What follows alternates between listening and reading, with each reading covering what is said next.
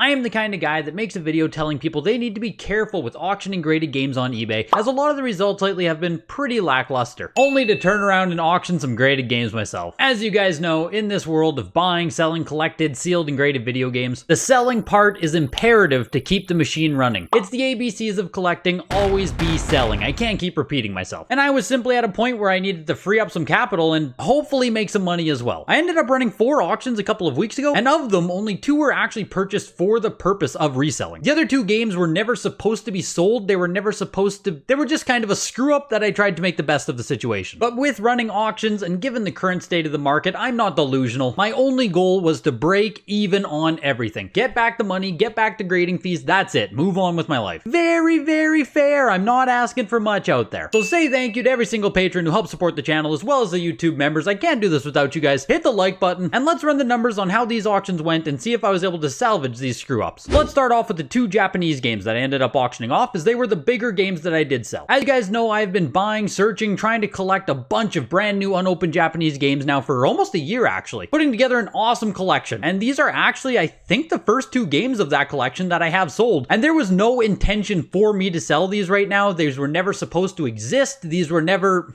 Let me explain. Well, this is the listing for Pocket Monster Stadium I bought a year ago now. Oh my god, March 29th, 2022. I paid about $150. It was supposed to be an unopened, brand new copy of the game. Of course, that is not what happened. The box ended up being opened. This seller I also bought a Mario Party 2 from, which also ended up being opened. That's about $100 that I spent, and you can see even in this picture as to why I felt so confident. They have the frickin' case of Mario Party 2. This seller clearly does have brand new Japanese stuff, but even when you see the case in the photo, that doesn't mean that the game itself has never been opened before. I now have this posted for $45 locally and no one wants it. This really is just dead money on this purchase now. So that sucks. And the other one from the same seller again was the Donkey Kong 64. The box was opened. And DK64 was also right around $150. Once you add in the shipping and the import, it might even be a bit more than $150. So when I actually did my unboxing video on these Japanese games, I fully just considered it dead money. I think I even wrote on the screen, money wasted $150 on this Pokemon Stadium. I was fully accepting it as a learning lesson. I was too trusting with Japanese listings. This is right when I was getting started with it, and I got absolutely burned. Is what it is, right? Well, this is where I tried to salvage things. So the big box on the Pokemon Stadium as well as the Donkey Kong 64 ended up being opened, but inside of these big boxes, you actually get the little box version of the game. And both of those, I was really, really hoping were still unopened. Everything looked good. The hinges looked like they weren't open, but you never really know what might happen from the time you ship it out to the grading company. Is the grading company going to agree that it's unopened? Maybe they're going to see something weird and they don't want to authenticate it. When you're dealing with these games with no seals on them, you just really don't know. It kind of feels like a gamble every time you send stuff in. So I made the order. I sent in both the Pokemon and the Donkey Kong, which add $60 to each of the totals for the game. So I've already lost the $150 on each of them, and now I'm really hoping that this $60 isn't also wasted on top of that. And luckily, thank God, the games inside did end up being legit, brand new, unopened. WATA graded both of them. And even better, the Pocket Monster Stadium received a 9.6, fantastic grade, and the Donkey Kong 64 got the 9.8 grade. Honestly, could not have asked for better results. And because they got 9.6 and 9.8 respectively, that is the only reason that I felt confident enough at all to put them up for open auction on eBay. And this is something I truly believe in, that if you run an open auction on eBay, you honor the result. If it sells really low, that's too damn bad, you ship that game out. So on both these games, I need them to sell for at least $210 after eBay takes its fees, after shipping, after all of that. I need at least $210 for each of them. And thankfully, both of these auctions actually went pretty good. I don't know if they went great, but they went good enough. The Donkey Kong 64 ended at $360, roughly $300 once you take away all the eBay fees. But not only do I break even on that one, I also make $80-90 bucks. Huge success. Like I said, I had written this off as a complete loss. And the Pocket Monster Stadium actually surprised me with the result. This one I think did do pretty well. It sold for about $450 with shipping, which is roughly $385 once eBay takes their portion. And with that, the Pocket Monster Stadium went from being a $150 loss to over a $150 profit. So that is massive.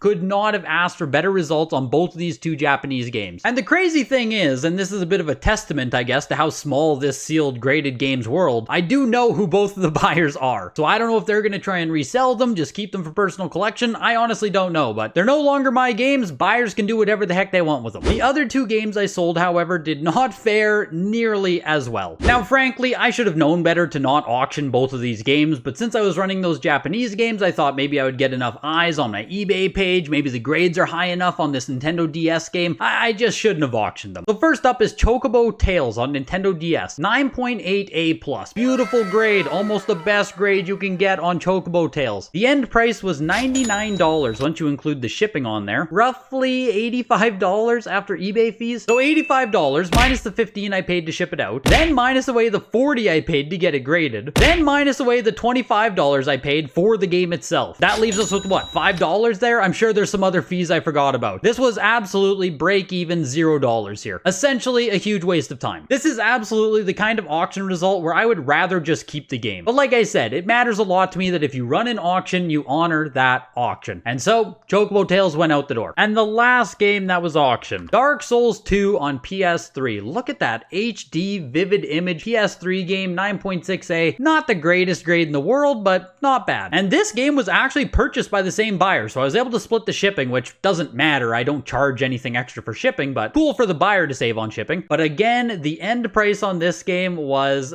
basically the exact same as Chocobo Tails, actually. About 104 US after shipping. And again, with this one, the grading fees, $40 US. All the breakdown is basically the exact same as Chocobo Tails, except for this game, I only paid 20 US. So my only saving grace on both Dark Souls and Chocobo Tails was that I paid almost nothing for them. Frankly, they just aren't that valuable of games, and even when graded, there just isn't much of a premium placed on them. At least not in 9.6A for Dark Souls 2. If you were to up that to a near perfect grade, I think you would actually do pretty good on it, but this certainly wasn't that copy. Overall though, thanks to the results of the Japanese games, I can call these auctions a success. It's not the most incredible thing I've ever done, but it does bring back some money. I did make some profit. We take those wins. I still do say be extremely cautious with running graded games auctions on eBay. As you saw, even with the Chocobo Tails being a 9.8A+, nobody cares. It's tough out there and the results might not be what you want. But hopefully this was interesting for you guys. Let me know if you want to see more videos like this where I talk about my own buying and selling experiences. Hit the like button before you go, and I will see you guys in the next video. Bye.